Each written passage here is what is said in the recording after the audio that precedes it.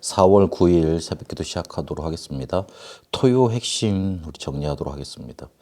초대교회 중직자 산업인이 가진 것, 렘넌트의 무기, 세계복음화의 절대 3팀, 초대교회 주요 시간표라는 제목으로 말씀 주셨습니다. 화요 제자가 있었던 그 뒤에 핵심이라는 걸 우리가 좀 붙잡아야 되겠는데, 초대교회 중직자 산업인이 가진 것, 이것 말씀 주시면서 초대교회 중직자가 어떻게 시작을 했느냐, 이 부분 중요하게 말씀 주셨습니다. 초대교회 중직자들은 법으로 금지한 곳에 갔습니다. 죽음과 상관없었던 겁니다. 죽든지 살든지 그거는 쉽게 말하면 자기들의 생각에서 이렇게 벗어나 있었던 겁니다. 그래도 가는 거였습니다. 그래서 최고의 응답이 시작이 됐고, 은혜 받아서 교회 예산이 차고 넘치는 그런 응답이 나타났고, 실제로 바나바 같은 사람은 전 재산을 드리기도 했습니다. 그래서 죽음도 걸고 복음 전하다가 순교했고, 가지 못한 사마리아에도 갔고, 그리고 위기 때 최고의 기회로 보고 도망가지 않고 세계 선교의 문을 열게 됩니다. 그래서 이 언약을 붙잡고 있으면 시기와 맞아진다 그랬습니다. 70년, 주 70년에는 예루살렘이 무너지고, 그리고 313년에는 로마가 기독교를 공인하게 됩니다. 그 이전에 79년도에는 폼페이 화산으로 그때 어느 정도 큰 타격이었냐면, 단순히 화산 하나가 터진 게 문제가 아니라 전 제국이 흔들릴 만큼 로마 황제가 그걸 수습하러 다녀야 될 만큼 큰 위기가 로마에 찾아오게 됐습니다. 근데 그런 시기와 맞아지는 응답이 있었습니다. 그래서 중요한 것을 본 사람들은 그 시간표, 그 일, 그 사람을 실제로 잘 보게 되어 있습니다. 이 초대교회 중직자들이 이유를 알았기 때문에 이유가 없었고, 그리고 실제로 문제를 알고 있었기 때문에 문제 없었습니다. 그리고 기도 알고 기도 속에 있었기 때문에 염려 없었습니다. 그래서 오늘을 잡아야 되고, 예배를 놓치면 안 되고, 미래를 잡아라. 그게 중요하다고 그랬습니다. 렘넌트의 무기는 사도행전 17장 1절에서 9절, 그리고 사도행전 18장 1절에서 4절 기도죠, 예배죠. 19장 1절에서 8절 하나님의 나라, 오순절 마가다락방의 그 성령의 역사 그대로 체험하는 겁니다. 그리고 17장에는 그리스도의 완전성, 그거 붙잡는 겁니다. 그리스도와 예배와 응답의 완전성, 이게 렘넌트들의 무기가 되겠는데, 그러면 왜 이래야 되냐고 볼 때 영적으로 무지합니다. 그래서 그 영적 지식이 하나도 없습니다. 그래서 이거를 찾는 영적 지식 붙잡아야 됩니다. 세상에서 성공도 하고 잘 사는데 딱 영적인 지식만 없습니다. 그래서 결국에는 자기가 무너질 때, 저주 재앙 당할 때 아무 이유도 모른 채 그냥 당하고 삽니다.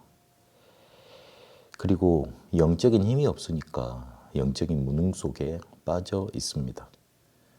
그러니 영적인 문제 와 있고, 그리고 남이 알지 못하는 고통 속에 살아가게 됩니다. 그래서 영적 치유 해줘야 되는 겁니다. 실제로 영적인 문제 와 있는 사람들, 정신 문제 와 있는 사람들은 빨리 치유하라 그러지 말고 근본 치유돼야 됩니다.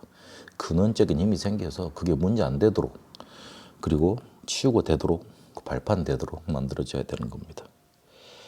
렘넌트에게 이러면 영적인 지식이 생기고, 영적인 힘이 생기고, 영적인 치유가 되면 실제로 어떤 중요한 것들이 오느냐, 위기가 축복이 되고 필요한 것이 돼버립니다. 방황 굉장히 좋은 시간이라 그랬습니다. 그리고 갈등하는 시간도 있어야 됩니다. 내 마음대로 안 되는 거지 않습니까? 근데 그걸 어떻게 보느냐가 중요합니다. 하나님이 필요한 것을 주는 겁니다. 이러면 기도와 학업이 만나져서 300% 준비되게 돼 있고, 그리고 렘넌트가 전도 선교 될 만큼 축복받아야 됩니다. 3캠프로 이어지게 되어 있습니다. 여기에 하나님이 원하시는 게 뭐냐? 과연 성령께서 어떻게 역사하시느냐? 그리고 미래에 뭘 준비해야 되느냐? 제자 남겨야 됩니다. 그게 3캠프로 종교 선교가 될 만큼 축복으로 이어지게 되어 있습니다. 실제로 전도하는 것보다 삶 오늘이 내게 세팅되어 있어야 된다. 이게 더 중요하다. 렘넌트가 더 중요하다. 그러셨습니다. 세계복음화의 절대 3팀 목회자와 중직자와 렘넌트입니다. 실제로 화요 제자 때 초대교회 중직자는 평상시의 모든 삶이 전도 선교였다.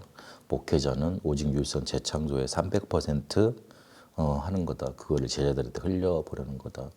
그리고 렘넌트는 8번째 렘넌트로서 미션 포럼 있어야 된다. 평생의 전도 선교 배워야 된다. 그렇게 말씀을 주셨는데 그 세 팀이 세계복음화의 절대 3팀인 겁니다. 그래서 모든 중직자에게 절대 미션이 발견돼야 된다. 그랬습니다. 그 5천년 메시지 때 주신 말씀이죠.